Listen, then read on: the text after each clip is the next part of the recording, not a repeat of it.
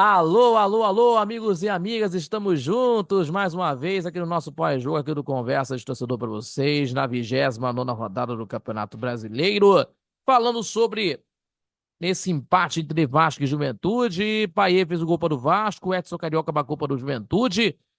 Meus amigos, o time do Vasco, uma situação bem complicada aí, uma situação que nós vamos estar falando aqui, olhando para baixo, para a parte de baixo da tabela na competição, né? Porque os adversários estão pontuando, vendo a distância, né, entre o G6, né, no Campeonato Brasileiro, né, por conta disso. Então vamos acompanhar, né? Vamos acompanhar nas próximas rodadas e também o Vasco tentando conseguir ter pontos na tabela de classificação, porque somou aí um ponto apenas, então, aí também com a expulsão, né, do Souza, né, o volante do Vasco, em cima do Carrilho, né, de um carrinho forte. Mas vamos falar aqui muita coisa que aconteceu em São Januário, mas antes disso, se inscreva, compartilhe nossos vídeos e deixando seu like, seu joinha, que ajude mais o nosso crescimento do canal do YouTube, também fortalecer nosso trabalho e também acompanhando também pelas redes sociais do Conversa de Torcedor. E não esquecendo que temos aí o Conversa de Torcedor Notícias, terça e quintas-feiras, sempre a partir das 18 horas, e também aos sábados,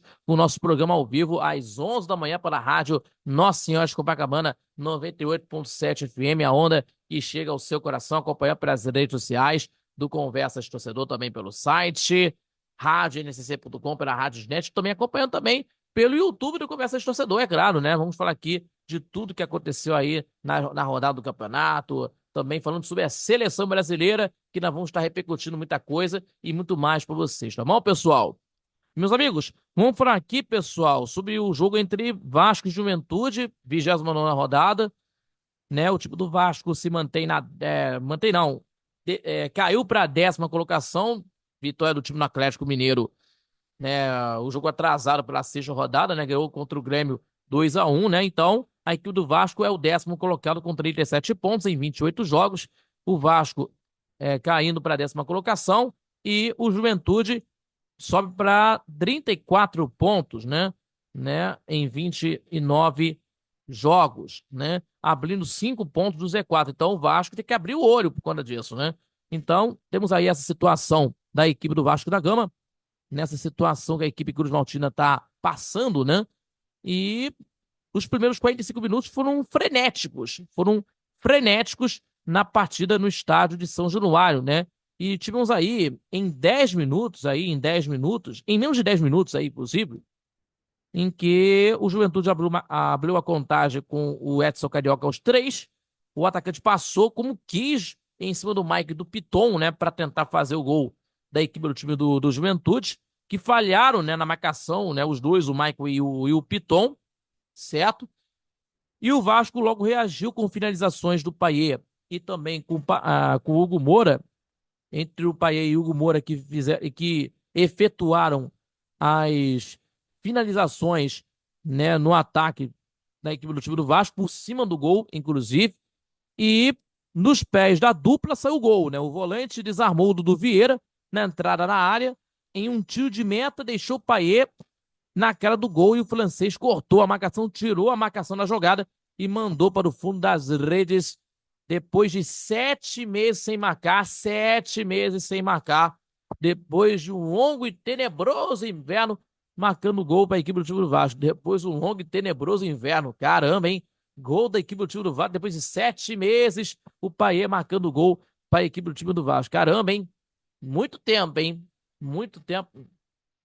Depois de 7 meses sem marcar, o Payet marcando gol para a equipe do Vasco. Depois de um longo e tenebroso inverno, o francês marcando gol para a equipe do time do Vasco da Gama, empatando o jogo em São Januário. E aí, depois o controle da partida alternou dos 10 minutos até o final do segundo tempo, dos 10 minutos até o segundo tempo, o Juventude foi mais perigoso em boa parte do jogo, enquanto o Vasco teve problemas para criar depois do empate, né, com a exceção a um cabeceio do jogador Ferretti, né? O time pouco ameaçou o gol do Gabriel, do time da equipe do time do Juventude.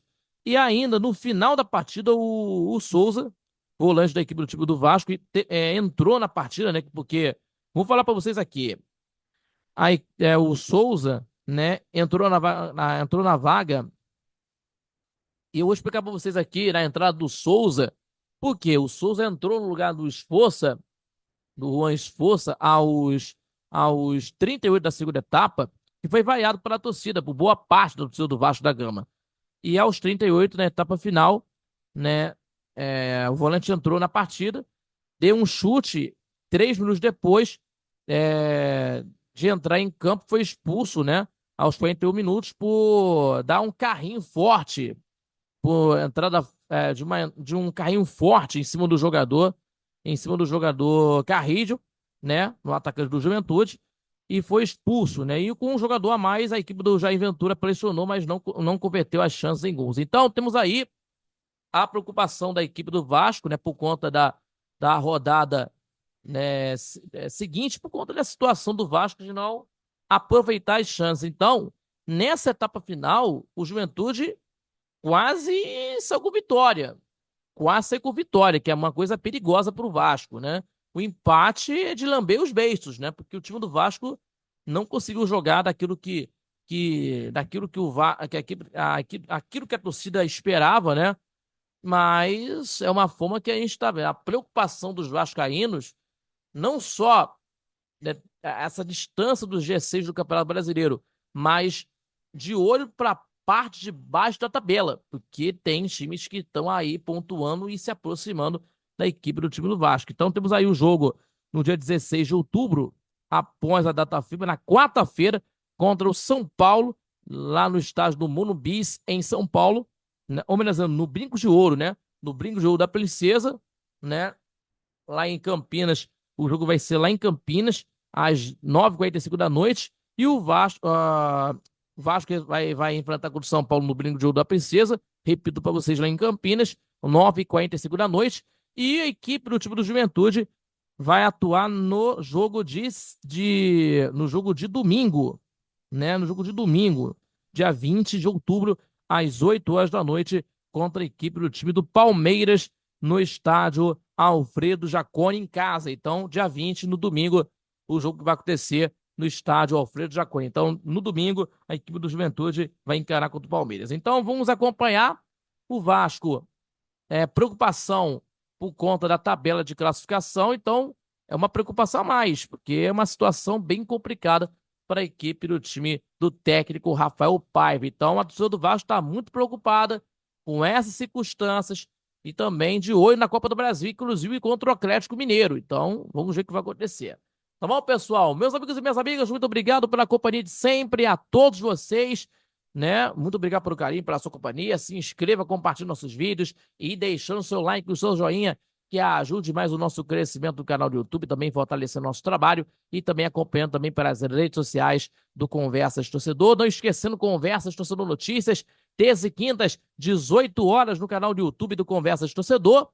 Notícias, é claro, no nosso canal do YouTube do Conversas Torcedor Notícias, homenageando no Conversas Torcedor no canal do YouTube, no nosso programa Conversa de Torcedor Notícias, melhor dizendo para vocês. Conversa Torcedor Notícias, 18 horas, terças e quintas, no canal do YouTube do Conversa de Torcedor, melhor dizendo. E às 11 da manhã, temos aí o Conversa de Torcedor ao vivo pela rádio Nossa Senhora de Copacabana 98.7 FM, a onda que chega ao seu coração, acompanhando pelas redes sociais, no YouTube do Conversa de Torcedor, principalmente com nossa transmissão ao vivo, também pelo site radioNSC.com e também pela Rádiosnet. Muito obrigado pela companhia de sempre e até o próximo pós-jogo aqui do Conversa de Torcedor para vocês, ligados e ligadas aqui no nosso trabalho do Conversa de Torcedor. Valeu, galera!